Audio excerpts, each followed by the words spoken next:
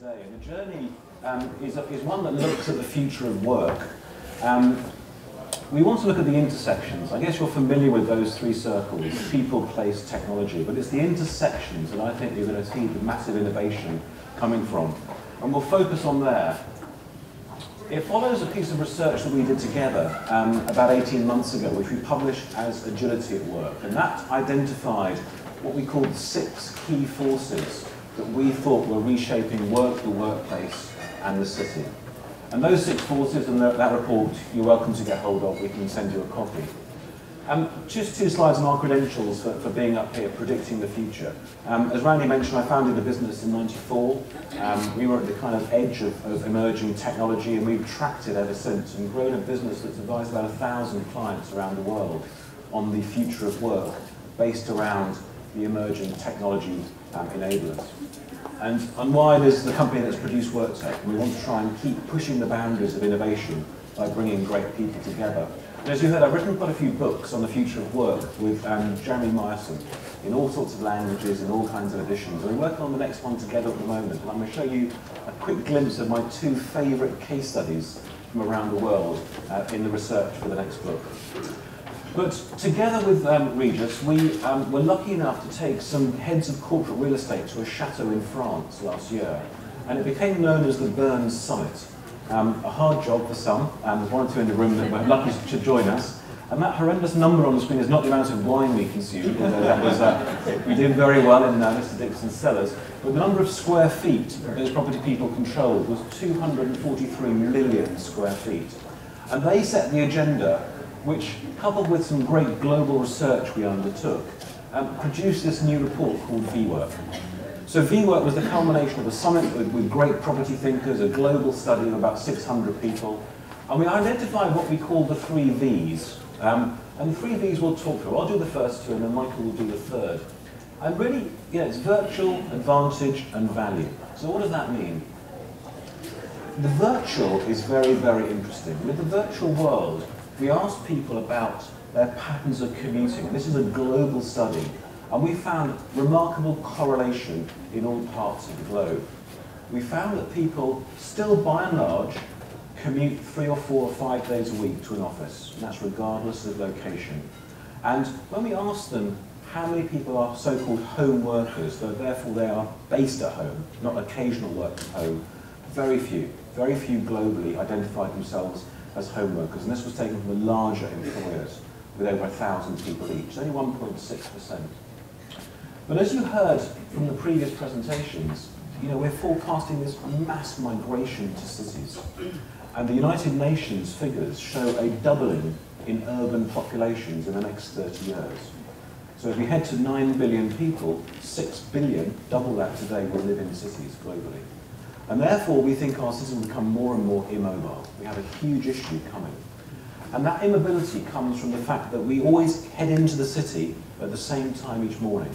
So the kind of twin peaks of commuting is killing almost every city around the globe in terms of journey time and downtime. And we asked people how long they spend commuting every day, and it was a classic 40 minutes each way. 1 hour 20 is the global average. And that correlates identically with the University of Michigan figures that found the same thing. So 1 hour and 20 minutes every day, every person. But that means in Bangkok, to give you a flavour, 37 million hours are spent commuting a day in Bangkok. One city, 37 million hours. So the aggregation of this is not great, both for society, for the planet, and of course for downtime. So we asked people in this survey, well, what's your ideal? How long would you like to commute for, if at all? And we found something very similar to, again, the findings of the speakers earlier. People don't want to work at home. They want a 10-minute commute from their homes. They want to leave home, but not spend 40 minutes. They want 10 to 15 minutes. So we see this idea of the permeable city and much more community-based working. And I think, Michael, you said the other day that you are now looking at community hubs for work. Exactly right, exactly right. We are, we see that as a real coming wave right now. And I'd say the next 2 years within Regis, you'll see many, many more centers that are more community-type hubs like that. Yeah. So kind of working and shopping and living in the same communities, as we debated this morning, what suburban life will look like in the future. And then if you look at what virtual forces are driving change, the real key, of course, is the cloud. The Economist is predicting that computers will evaporate from office buildings. Microsoft and Cisco and Google and the others are building these huge data centers to kind of provide cloud services, pumping software now from the cloud to people. So what does this mean? Well, we have a prediction of what we call a thin building. It has to be Flatiron, doesn't it? It has to be Flatiron. I mean, you were there before most countries. But we think we're going to head back to this, where the building is not about a container for technology. It's not about the servers and the infrastructure and the networking and the software and the armies of people looking after it. It's going to be a place for people, and therefore it becomes thin. It's modeled on the idea of a thin client. So the thin building is a very different place, we think, in the future. Gone is this nightmare of accommodating the servers and the heat gain and the power and everything else. And then you can see the kind of early trends. People grabbing a device, a laptop, a tablet, coming to the party. We're in Nokia's building, I have to show a Nokia handset, but look at Windows 8 that will come next year from Microsoft. Real-time tiling, ribboning, the blurring of the boundaries between software types. I think these are the things which will inform a very different way of working. And one of the kind of attendees at Bern said, we want pathological collaboration. And we now predict what we call jelly bean working. So you've heard it here first, jelly bean working. It's the idea that you see your jelly bean on any device, on any software platform, and that's how you connect to people, not by looking at somebody's cube on the 3rd floor. When we ask people, do you think you've got the right technology now to do work anywhere? We were quite surprised. 80% said yes in the workplace, just over half said yes for anywhere. So we're on that great journey of people now feeling they have the enabled tools to be effective. But virtual becomes quite interesting. So when we looked at this V about the rise of the social network and what that means, I kind of quite like the idea, as you've heard a lot, that work is now a verb. It's a thing we do, it's not a place we go to. But that figures, I think, very closely with two contradictions. I picked a Californian professor, who I'm sure many of you come across, Gupta, who was at University of Maryland now, but he was at Stanford and INSEAD. He says the concept of the corporate HQ will change from a physical location to a virtual network. So he's a big kind of proponent of the vanishing headquarters. Whereas Stephen Johnson, who's just moved to the Bay Area, I think says something different in his great new book about innovation. He says innovation springs out of the adjacent possible. The most inventive places, I guess this must be one of them, are hives of activity. Now, you don't get a hive of activity in that adjacent possible with a virtual distributed workforce who may or may not pop into the office on a Tuesday. So one big dilemma is if we are working more and more in networks and virtually, how do you get the right people to be in the space at the right time on the same day? And that, I think, is a big issue going forwards. The second V, advantage. Very briefly, we asked people what are the core business advantages they will get from agile work, and you can read them in the report. It's kind of difficult to see on screen. But we also found, as you heard from the previous speakers, that it's the next generation who will just reject the current way of working, and that was accepted in the survey. Not surprisingly, people are saying a reduction in traditional offices, but still the office remains. I want to show you these two case studies which I think are shaping the mold. We're seeing about 200 buildings at the moment, researching the next book, and Rabobank are opening their new global headquarters in November. It's a huge European bank based in the Netherlands. And what they've done is they've just built a huge city on one floor. So whereas here we've got some common areas adjacent to a reception, the scale of this is not surpassed. I've never seen anything quite like it. Tens of thousands of square feet of plaza space, accommodating 5,000 workers in the most incredible range of freestanding structures. And the high-rise buildings give a house. They divide the office into houses. So people go to the same house each day, but for a bank with 5,000 people, nobody has their own desk or office. So a radical change towards activity-based working. The second quick example, because I'm maybe going to hear from Ray later on, I couldn't resist showing, is Macquarie London. And again, they've punched out the floor in a brand new building in London, bringing people together in this incredible kind of Escher-like central staircase and structure. So again, I'm seeing a massive investment in bringing people together in new buildings as we travel around the world. So on that basis, I want to show Michael's thoughts on how you then monetize some of this and put a financial bottom line on these trends. Michael. All right, thank you. You know, it's been fascinating for me being here because, you know, one of the things that came out of this study was to try to divine a true value for agility. And, you know, sitting here today and listening to, you know, Symantec or Nokia, I think companies are going through this right now. They're figuring out what that value is. I mean, literally, as I speak. But, you know, one of the things that we took a look at in this study, we took a look at one company. This company was London-based. They had 1,500 employees. They had a 15-year lease, 50,000 square feet. The cost of the building per year was $20 million. That's all up, all in. The total cost per square foot was $133. So over 15 years, that represented a $300 million liability, or $200,000 per head. Now, let me also preface, the company that we looked at, who was nameless, is not a dinosaur company. This is a company that fancies itself on being in the current trends. They are certainly not old technology. They're not a dinosaur company. But when you really started to drill down and understood how their office was kind of built out, it was a fascinating thing. And I was struck by, I think it was Luigi that said me space versus we space. And I thought of that today, and I thought this is exactly what that is. There was a lot of me space within this company. They had, if you look at this, in their open workstations, which are just fixed desks, they had 59%, fixed offices was 14%. Not a lot of collaboration. In fact, when you really look at this, you know, you really had 3% of their offices were meeting rooms, and consequently they were overbooked all the time.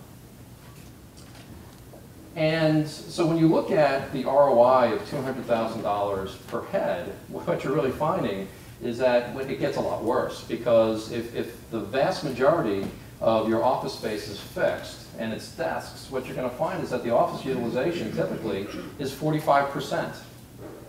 45% utilization in a typical office is what our studies find. So in this case, they had over 1,100 desks. Now, because they were not a dinosaur company, and they were in the current trends, they had introduced hot desking, which didn't have the kind of traction that they had hoped. It was 1.2 people for every desk. You know, so basically that left 632 desks. So at 55%, if 55% of the desks are not being used, that equated to about $11 million a year, if you really want to define what that dividend is. But let's say that you took that 45% utilization and ramped it to 70%. That would still equate to $6 million. So the range there is, if you think 45% is not your company, or if it's some other company and ours is much higher, take it to 70. It's still a lot of money. So in this particular case, the agility dividend for this company was between $6 and $11 million. That's a lot of money. So we started to think of different models, and the one model that I'll just throw out, and there are many, and frankly, I love being here in Silicon Valley because models usually start here, and they're usually incubated here. But what you have, Citrix, for example, took a model where they gave, instead of giving their employees PCs and giving them things, they said, here is, in this case, $2,100, buy your own computer. And what they ended up doing is they saved 15 to 20% of cost. Is it too much of a leap now to think that maybe office space is the next provisioning? Maybe we tell our people, you know, instead of getting a fixed office, we're going to have a central collaboration space, and elsewhere, you know, here's X amount of dollars or pounds, and you figure it out. Someplace that's closer to home, perhaps, gives you a better work-life balance, whatever the case may be. So when you think about that model, you think, okay, well today, what we find is that it's still a heavy fixed cost CapEx model today. But I think what you're finding, especially here in this part of the world, is now accelerating more towards variable costs. You know, and I think we heard some examples today. In fact, I was thinking to myself, I don't need to do this presentation since we're already listening to people today. But so in the future, and I don't know if we'll ever get there, but you know, it's not too far of a stretch to think that the vast majority of property costs, real estate costs, will be more variable in nature especially as we encourage collaboration among our people. Now, I talked a lot about the efficiency dividend, but there was a couple of other dividends that came out of this that, Philip, why don't you touch on the happiness dividend and also the productivity dividend? Yes, we went through the process of actually working with these heads of real estate to say, how can we monetize agility? How can we put a figure on this? And you're well familiar with the efficiency dividend. That's about removing property costs. But the one that's now growing in momentum, and there's a lot of publishing now going on around happiness and happiness at work. And we just took one measure of happiness for this initial piece of work, the measure which is avoiding commuting. And we researched it quite thoroughly. And if we can stagger commuting, for example, not removing it, but stagger it, so you miss the rush hour once or twice a week, which then halves your commuting cost. You save time and you save money personally. And that was correlated with a happiness dividend. And we then looked at the productivity dividend, beginning to remove downtime. It's one small measure of that huge spectrum of productivity measurements, but removing downtime itself, again, has a big issue and a big bottom line figure. Yeah, you know, I can actually relate to the happiness dividend. One of my employees here, Susan Hoffman, took an hour and 40 minutes to get to this location today. So, you know, that's a real cost. And again, we all deal with financial people. We all deal with our CFOs, and they would, you know, tell me that that's a soft cost, but it's a real cost. It's a real thing. When people have to be, you know, standing in traffic for sometimes, you know, hours and hours per week. Let me touch on two examples of companies that are actually living the agility dividend today. One was Yale, and Yale, the main driver there was cost. They're basically the Yellow Pages for Great Britain. And there are how many people in this room that actually use Yellow Pages? Just showing you some hands. That's pretty much what I thought. No one uses Yellow Pages, so they had a cost issue. Okay, so they had to get cost out of their model very, very quickly. So the driver was cost. Basically, they did the cold turkey model. They went to agility whether you like it or not, okay, because they had to. And what they found is that, again, this is in Great Britain, they had access to over 150 Regis centers in this particular case. We knew they would save money. We knew that. That wasn't hard to figure out. But what surprised me, and what surprised all of us, was that the productivity actually increased. They saw, they were delighted by. They were delighted by the 10 to 15% productivity gain.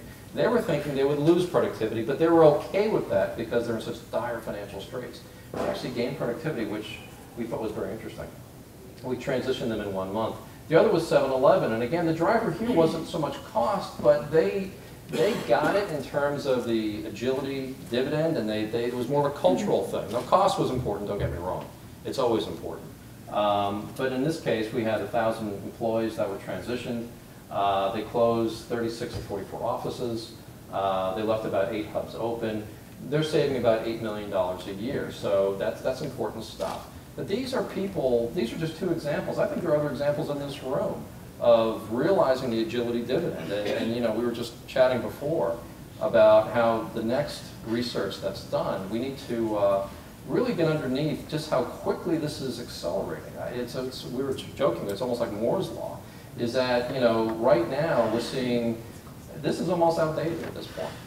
And this is about, what, a year old roughly? Yeah. But companies are already doing this today. And, you know, I can cite examples here, but there are examples in this room today. So it's absolutely fascinating. So just to conclude, you know, we talked about virtual, giving the individuals the freedom to work where and when they want to. Talked about advantage, giving the businesses the edge they need to succeed, and of course value, achieving the business cost savings. You know, there is not one solution, you know, and there's not one vendor that's going to drive you to this place. But I think when you look at the business today and the importance of collaboration especially, it's going to drive your companies whether you want them there or not. It's driving to a place where, you know, collaboration and productivity is going to be the key to the future, not just in real estate, but just in overall productivity as well. So, Philip, you have anything else to add? Just, if anyone wants the report, we can send you the VWork report. We're going to carry on the research this year and into next year. So anyone who would like to get involved, come to one of our summits and so on, let myself or Michael know. But no, thank you very much.